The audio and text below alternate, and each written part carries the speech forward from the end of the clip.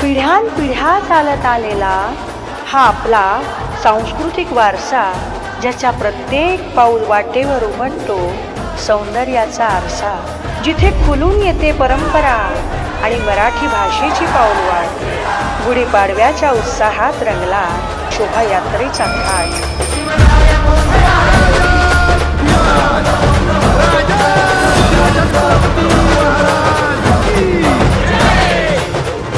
नमो पार्वती पते हर हर